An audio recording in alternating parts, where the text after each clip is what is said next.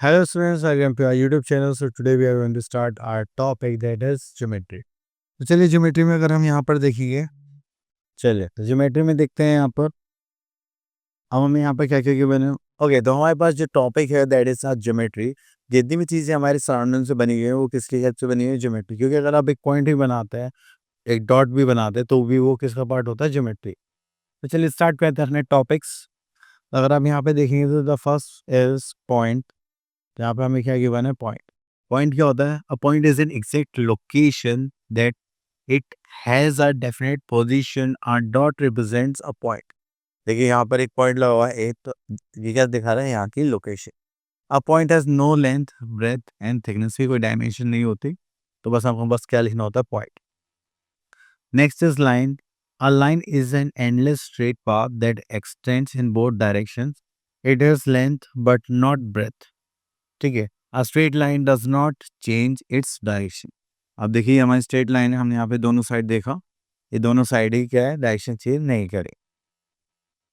तो आप इसको एक्सटेंड कर सकते हैं जितना चाहें उतना। ओके, नेक्स्ट पॉइंट पर आते हैं, that is a line segment. तो लाइन सेगमेंट में हमारे पास दो पॉइंट्स होते हैं, हम उनको क्या करते हैं? स्ट्रेट लाइन से ज्वाइन करते हैं। सॉरी, यहाँ पे आते हैं, consider two points A and B. The straight path from A to B is called the line segment A B and it is written as this. तो ये ए एंड बी क्या हो गया? हमारा लाइन सेगमेंट। क्लियर। चलिए उसके बाद आगे चलते हैं। नेक्स्ट इज आर रे। A ray is a straight path which extends endlessly in one direction, one side only. It has one end point. तो यहाँ पे देखिए इसका एक पॉइंट होता है, यहाँ से ये रे निकल के आती है, इसको हम बोलते हैं इनिशियल पॉइंट। ठीक है। चलिए तो इसका जो सिंबल होता है वो भी एरो की तरह होता है, जैसे हमने यहाँ मार्क कर रखा है। तो यहाँ पे पॉइंट्स रिमेंबर कुछ गिवन है। A line has no end point. Okay, line segment has two end point. A ray has one end point, and a line segment, ray and line are all straight path. Okay. चलिए इतना करने के बाद फिर हमारे पास आ जाता है, अगर एंगल की बात करें, हमारा क्यू है, तो यहाँ पे देखेंगे this is P and this is R. तो ये हमारा क्या होगा? एंगल। तो हम एंगल की बात करें तो यहाँ पर आता है angle P Q R and angle R Q P और एंगल क्यू। तो हम इन तीनों तरह से इसको रिप्रेजेंट कर सकते हैं। ओके, तो अब यहाँ पर आता है हमारे पास interior exterior of an angle. हमने एक एंगल फॉर्म करा, उसकी रेज जो भी आता है अंदर वो इंटीरियर होगा। कोई पॉइंट बाहर लिखते हैं तो वो क्या हो जाएगा? हमारा एक्सटीरियर। ठीक है, इतना करने के बाद फिर हम आगे चलते हैं, that is comparison of angles. अगर कंपैरिजन ऑफ एंगल्स की बात करें तो हमने यहाँ पे एक एंगल बनाया जस्ट लाइक दिस, और एक ही बार हो गया, तो देखिए इंटीरियर है और ये पूरा क्या है? एक्सटीरियर। सॉरी, हाँ मतलब इनके साथ देखिए ये क्या हो गया? हमारा छोटा एंगल हो गया, ये क्या हो गया? बड़ा एंगल। चलिए next is measurement of angle. अगर आप कोई भी एंगल मेजर करना है तो दिस इज अ प्रोटेक्टर, हम इसके थ्रू ही क्या करते हैं? मेजर करते हैं। तो ये लाइन हमारी बेस लाइन होती है, हम यहाँ से मेजर करना स्टार्ट करेंगे। ठीक है, जैसे हमारे पास एंगल्स आएंगे हम उनको देखते हैं। ठीक है। ओके, तो अभी के लिए यहाँ पर कुछ थेरीज है, उनको देख लेते हैं।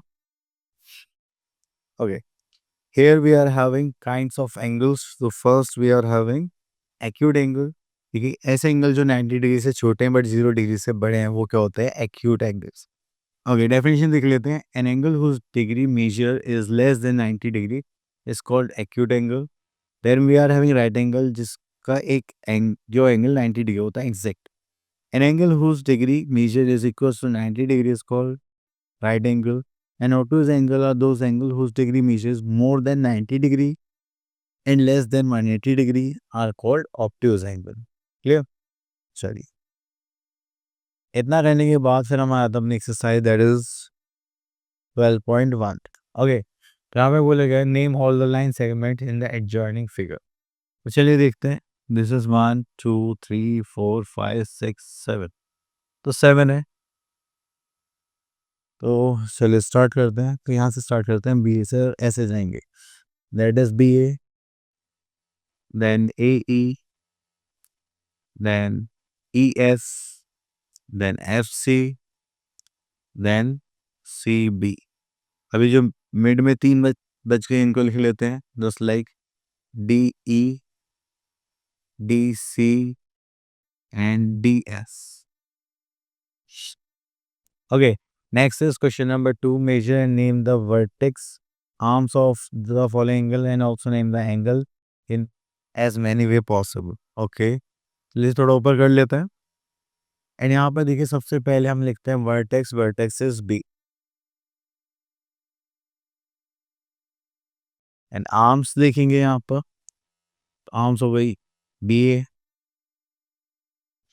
एंड बी सी देन अब हमें एंगल का नाम लिखना है तो हम ऐसे लिख सकते हैं ए बी सी तो यहाँ पर हम लिखते हैं angles that is angle A B C then angle C B A then angle A B C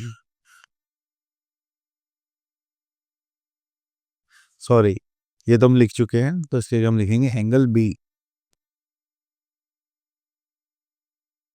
just like this clear तो चलिए आगे चलते हैं okay now here we are in question number 3 name the points that lie in the interior of angle अगर मैं interior part की बात करूं तो यहाँ से कुछ इस टाइप से होगा ठीक है तो इंटीरियर में ये हो जाएगा आई डब्ल्यू जे तो यहाँ कर लेते हैं आई डब्ल्यू जे एक्सटीरियर की बात करें तो ये हो गया पी एस क्यू और इधर वाले पॉइंट्स आप लोगों के लिए ऑन द एंगल जैसे ये लाइन पर एक हो गया एंगल एल और ये हो गया के और एक दो पॉइंट्स और एंड जस्ट लाइक एम तो लिख देते हैं अब यहाँ पर आता है question number 4 classify the following angles as acute obtuse and right angle अब देखिए ये जो एंगल है ये 90 डिग्री से छोटा देखिए हो गया एक्यूट एंगल अब ये 90 डिग्री से बड़ा है तो क्या हो गया ऑब्टूज एंगल ये 90 डिग्री का है तो क्या हो गया राइट एंगल क्लियर आपको बस ऐसे ही बाइफिकेट करना है that's it next is consider the following angles with help of the scale and protractor तो चलिए हम यहाँ से करते हैं 160 डिग्री ओके तो यहाँ से हम लेते हैं प्रोटेक्टर पहले स्केल से एक लाइन ड्रॉ करता है ठीक है तो हमने रूलर ले लिया है यहाँ पर आप किसी भी लेंथ का बना सकते हैं उसमें कोई कंपल्शन नहीं है ठीक है ये हो गया हमने बना लिया 6 सेंटीमीटर हमें बनाना है 160 डिग्री एंगल तो उसको नाम दे देते हैं पी एंड क्यू ठीक है अब यहाँ से हम लेते हैं अपना प्रोटेक्टर इस प्रोटेक्टर को रखते हैं हम अपने पॉइंट पी पर and exactly straight to the line उसके बाद हमें यहाँ से 0 से स्टार्ट करना है क्योंकि हम इधर से एंगल देख रहे हैं तो ये बनाना है 160 डिग्री तो हमने यहाँ मार्क कर दिया 160 डिग्री पे ठीक है तो आप देखें सेंटर और ये आ गया बस अब आपको इनको क्या करना है ज्वाइन कर देना ठीक है जस्ट लाइक दिस तो उसको मार्क कर देते हैं ए पॉइंट क्योंकि हमारा 160 डिग्री तो हम बोल सकते हैं angle A P Q equals to 160 degree clear इस टाइप से आपको ड्रॉ करना है चलिए और देखते हैं कि तो गया finish okay next is polygons ठीक है जितने भी आपके पास क्लोज फिगर्स हैं उनको हम क्या बोलते हैं पॉलीगन्स तो चलिए देखते हैं definition close figure having more than two sides are called polygons the figures given below are as polygon just like this is triangle this is square 1 2 3 4 5 तो ये क्या हो गया हमारा 6 हो गया यहाँ पे तो हो गया हमारा hexagon this is pentagon this is square तो इस टाइप से हमारी जो भी फिगर्स होती है वो क्या होते हैं हमारी पॉलिक नेक्स्ट आता है हमारे पास ट्राइंगल ठीक है 3 साइडेड फिगर को हम क्या बोलते हैं triangle just like 1 2 3 sides 3 vertices and 3 angles अब देखते हैं हमारे पास कितने टाइप के ट्राइंगल्स हैं तो kinds of triangles are on the basis of angles तो एंगल्स के भी आप पे देख रहे हैं तो सबसे पहले हमारा एक्यूट एंगल ट्राइंगल तो जिसके एंगल्स 90 डिग्री से छोटे होंगे वो क्या होगा आपका एक्यूट एंगल ट्राइंगल क्लियर चलिए आगे चलते हैं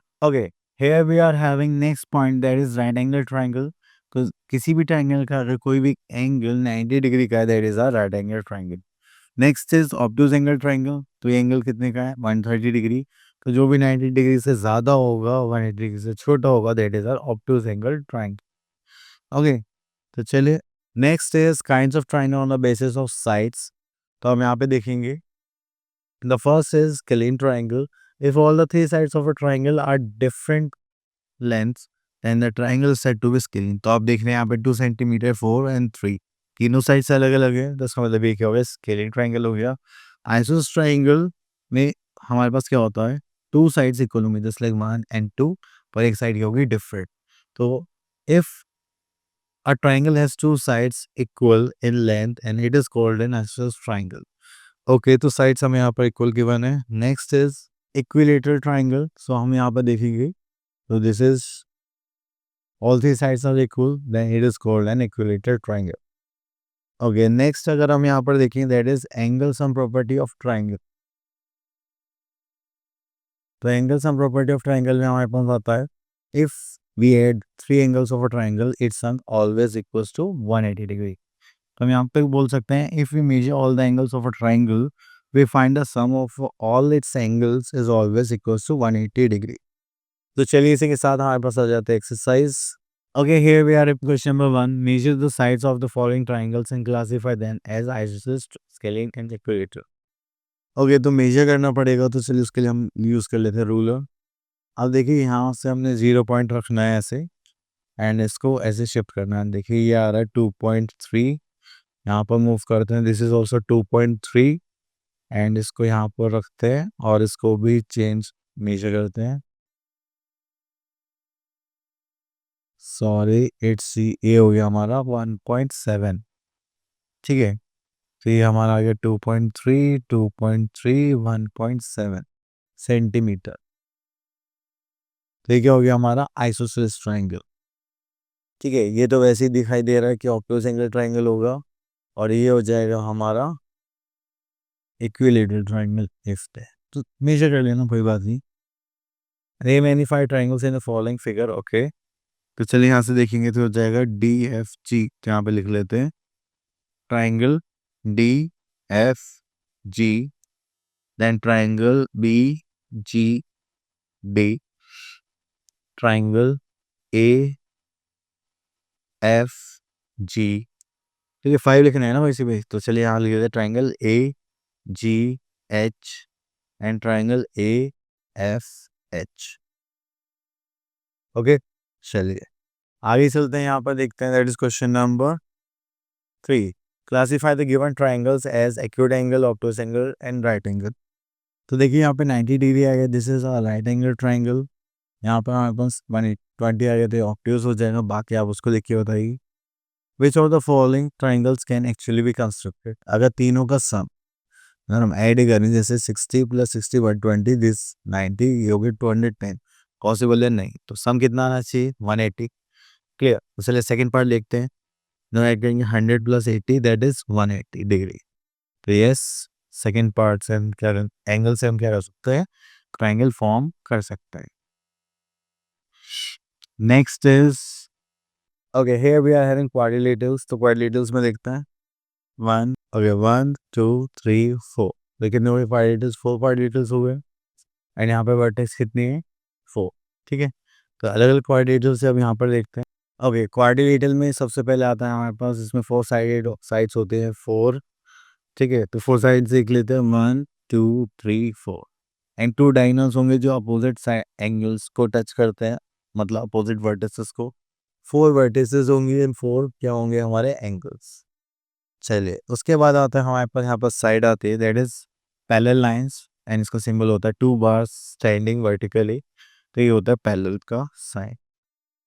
चलिए हमारे आते हैं क्वाड्रिलेटरल्स पे, तो सबसे पहले आता है हमारे पास पैरेललोग्राम।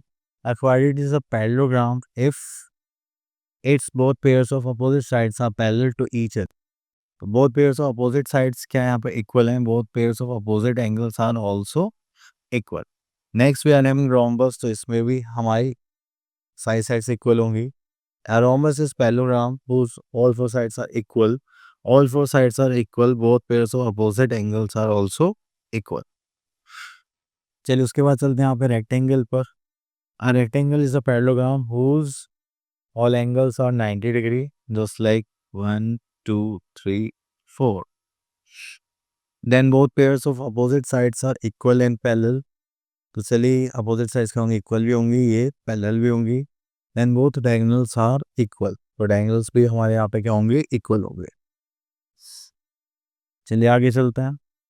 चलिए नेक्स्ट फिगर भी आ रहा है, that is square. Square is also rectangle with four sides are equal.